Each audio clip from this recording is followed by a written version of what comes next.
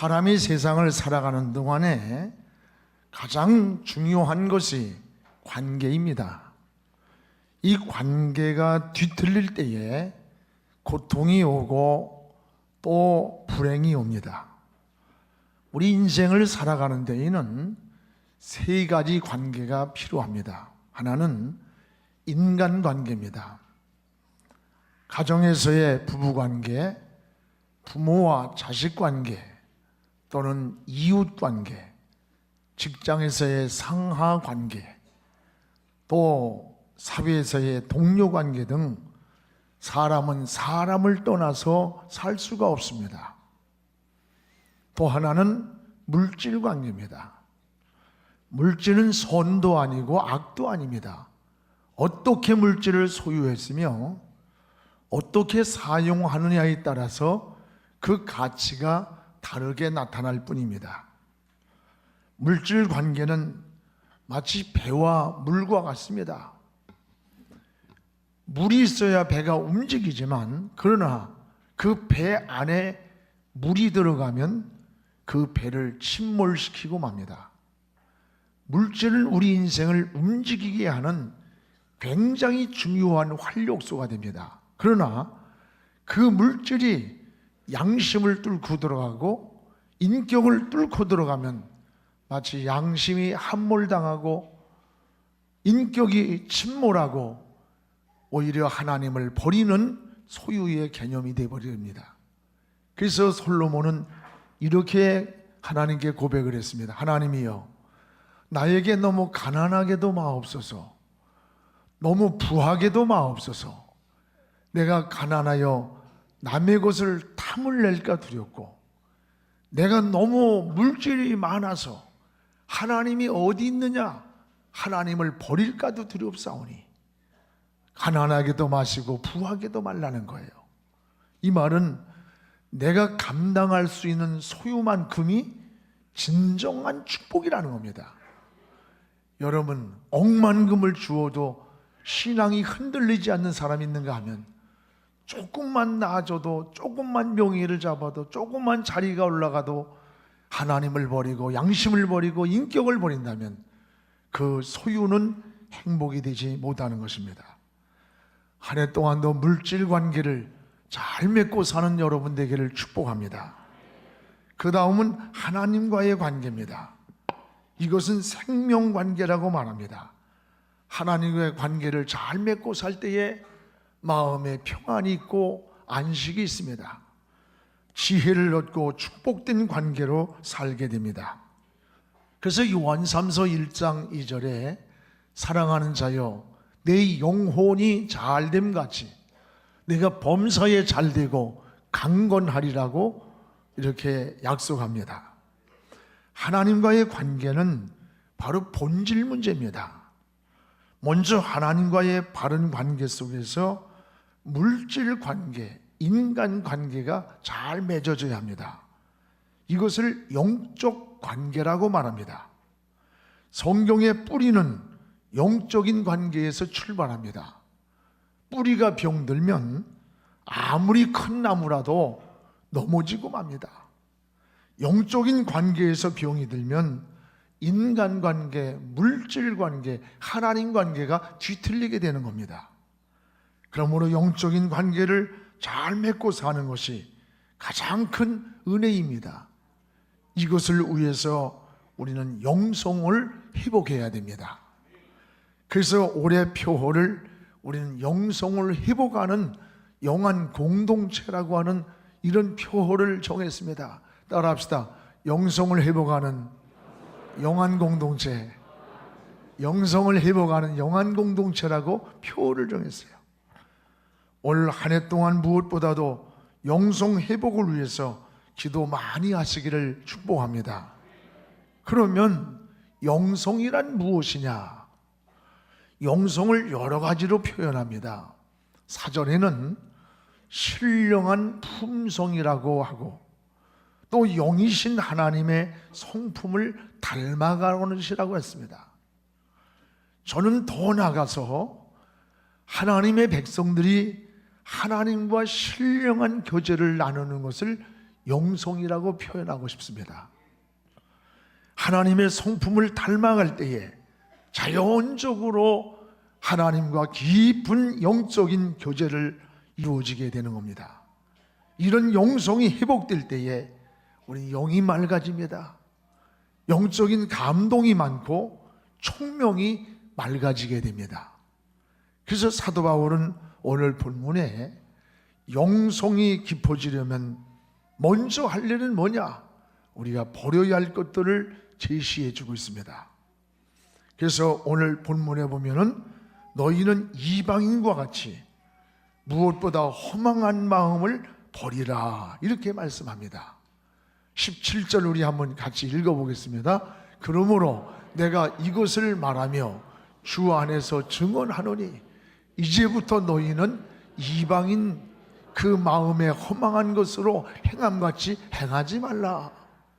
이방인들 같이 마음에 허망한 것으로 행함같이 행하지 마라. 허망한 마음을 버리라는 겁니다. 허망한 마음이 뭡니까? 하나님을 떠나 생각하는 것, 목적 없이 공허한 욕망에 빠진 잘못된 마음을 허망한 마음이라고 표현합니다. 허망한 마음에는 꿈이 없습니다. 희망이 없고 목표가 없이 되는 대로 사는 마음입니다. 하나님을 떠난 이방인들의 마음이 이렇다는 거예요. 또한 이런 허망한 마음을 가지면 증거가 있는데 총명이 어두워진다 그랬어요. 18절에 우리 읽어봅시다. 그들의 총명이 어두워지고 그들 가운데 있는 무지함과 그들의 마음이 굳어짐으로 말미암아 하나님의 생명에서 떠나 있도다. 허망한 마음을 가지면 총명이 어두워집니다. 총명이란 명철한 생각과 지혜를 말하는데 허망한 마음을 가지니까 이 명철한 생각이 어두워지고 지혜가 어두워지더라는 거예요. 그래서 분별력이 오지를 않는 겁니다. 또 하나 허망한 마음을 가지면 18절에 마음이 굳어진다는 거예요.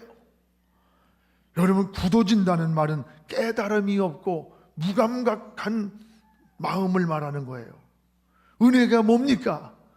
은혜는 아주 작은 일에도 영적인 감동이 오는 겁니다.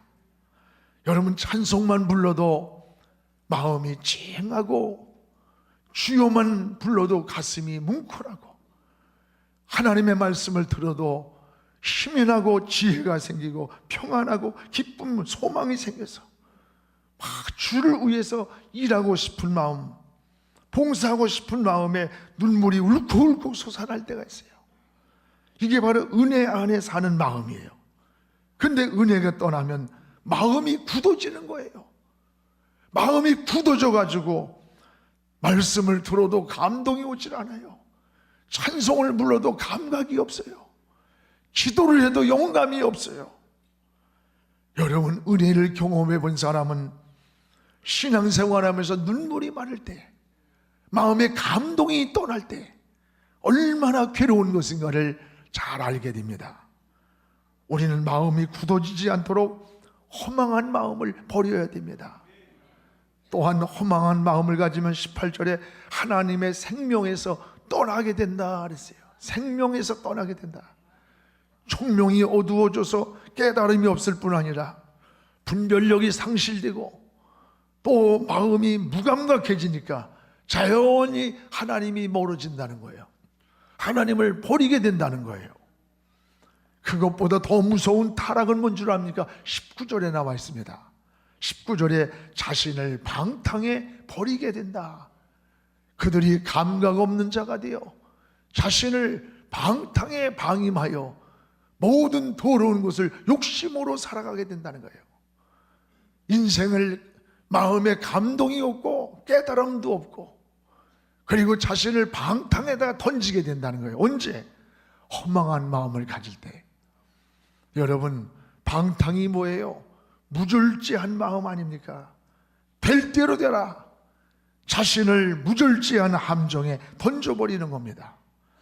마음을 하나님께 두지 아니하고 허망한 데 두니까 쓸데없는 공상이 마음을 지배하고 타락하게 된다는 것을 알아야 됩니다. 그래서 사도 바울은 오늘 허망한 마음을 버려라. 그래야 너희가 하나님과 교제가 이루어지고 영성이 회복된다고 말씀합니다.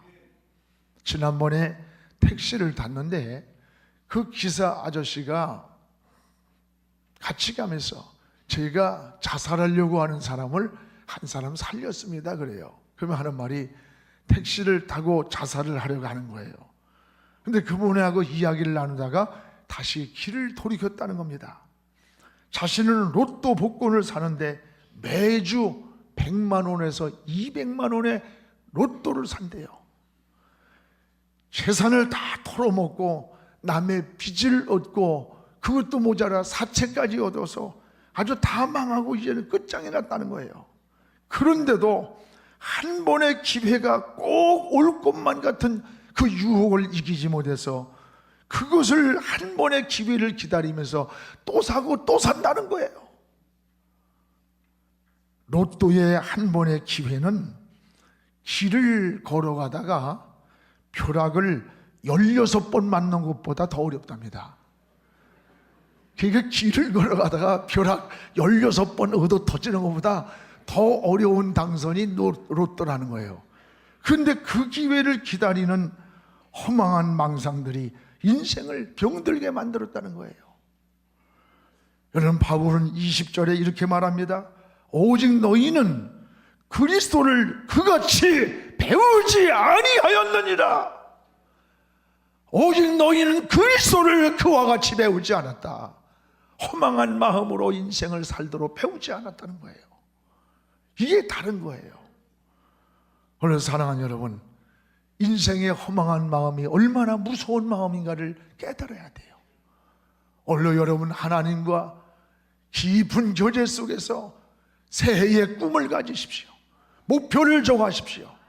방향이 분명한 길을 달려가는 여러분의 신앙 되기를 축복합니다. 또 하나, 영성의 회복은 따라합시다. 악습관부터 정리하자. 영성의 회복이라는 것은 악습관부터 정리해야 됩니다. 22절을 우리 같이 읽어보겠습니다. 너희는 유혹의 욕심을 따라 썩어져가는 구습을 따르는 옛사람을 벗어버리고. 유혹의 욕심을 따라 썩어져가는 구습. 이 썩어져가는 구습이란 말은 악습관이에요. 이것은 인생의 옛사람과 같은 거예요. 이것을 벗어버리라는 겁니다. 성경에는 버릴 것이 있는가 하면 취할 것이 있습니다. 때로는 버릴 것을 과감히 버릴 때 새 것을 취하게 됩니다. 여러분, 새 옷을 입으려면 내가 지금 입고 있는 헌옷을 벗어야 새 옷을 입을 수가 있습니다. 바울은 썩어져가는 구습을 쫓는 옛사람을 벗어버려야 우리가 새 사람을 입을 수가 있다는 거예요. 그러면 썩어져가는 구습이란 무엇입니까? 우리 신앙과 인격, 양심을 파괴하고 망쳐놓는 악습관을 썩어져가는 구습이라고 표현합니다. 이런 것들을 버리라는 거예요. 버리라는 거. 여러분, 삶의 습관이라는 것은 대단히 중요합니다. 어떤 사람들은 아주 사사로운 일에 쉽게 신앙과 인격이 무너져 버리는 것을 볼 때가 있어요. 너무 쉽게 거짓말을 잘해요. 2-3시간 있으면 금방 드러날 일인데도 부부간에도 거짓말을 잘해가지고 신뢰를 잃고, 사람들에게도 마찬가지예요. 또 작은 일에도 절망을 잘해요. 또 여러분, 작은 일에도 감정 변화가 심해요. 이런 사람들은 신뢰성을 잃어버리게 되고 인격이 무너지는 것을 볼 수 있습니다. 인생을 무너뜨리는 나쁜 습관이란 사실을 우리가 깨달아야 돼요. 이런 악습관, 썩어져가는 악습관을 버리라는 거예요. 전에 교도소에서 후회하는 편지를 받았습니다. 도벽으로 붙잡혀서 교도소를 살다가 나온 분인데, 이분이 다시는 내가 이런 짓을 안 할 테니 나에게 삶의 기회를 한번 주십시오, 목사님. 그래서 제가 감동이 되길래 리어건을 하나 사주고 노점 장사를 하겠대. 그래서 살 물건 살 돈까지 자본금도 대줬어요. 그런데 몇 달 되지 않았는데 또 교도소에서 전화가 편지가 왔어. 교도소에 가 있대. 나중에 보니까 또 똑같은 도벽에 붙잡혀가지고 교도소에 수감돼서 거기서 편지가 왔는데, 너무 어처구니 없는 것은 저도 예수 믿는 집사였습니다 그러는 거야. 또 아무데나 집사를 써먹는지 모르겠어요. 이분이 하는 이야기가 나는 팔을 자르고 싶을 정도의 너무나 나 자신을 학대하면서 원망스럽고 괴롭다는 거예요. 그런데도 불구하고 명품 가방을 들고 여인이 가는 것을 보면 자기도 모르게 벌써 그 곁으로 따라간대요. 그리고는 자기도 모르는 사이에 손이 벌써 그곳으로 가서 면도칼로 긋고 있대. 자신도 모르는 사이래. 여러분, 몸에 밴 악습관이 이렇게 무서운 거예요. 그 사람 손 자른다고 해결 안 됩니다. 이런 악습관들은 치명적으로 인생을 파멸로 무너뜨리는 장애물들이에요. 그러니까 여러분, 함부로 명품 가방 들고 혼자 왔다 갔다 하지 마요. 차라리 짝퉁 들고 다니는 게 나아. 오늘 말씀에 바울은 22절에 유혹에 썩어져가는 구습을 쫓는 옛사람을 벗어버려라. 벗어버려라. 이 악습관은 하나님과의 관계만이 아니에요. 인간관계를 파괴하고 영혼과 정신과 마음을 병들게 하는 암세포와 같은 거예요.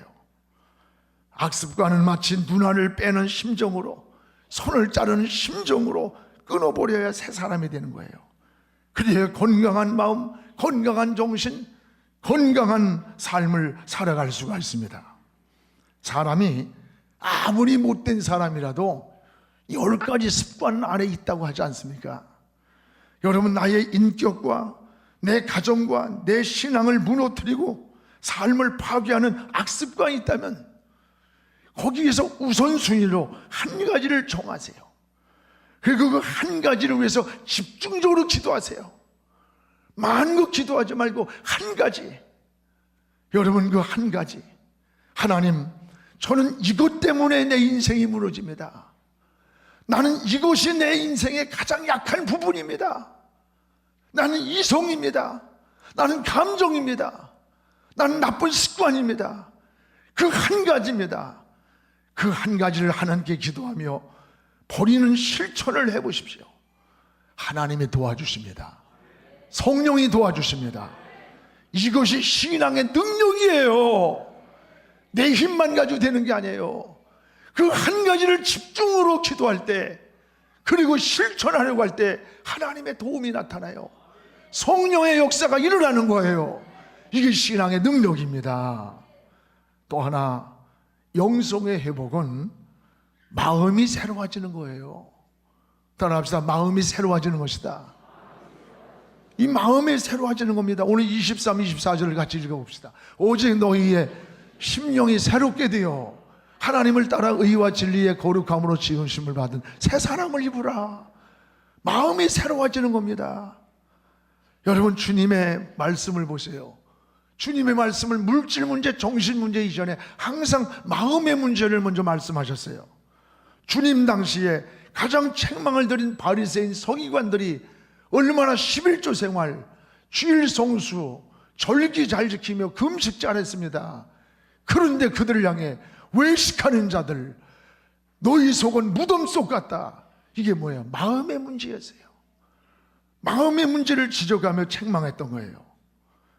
마음이 깨끗하고 마음이 정직하고 마음이 바로 돼야 되는 거예요.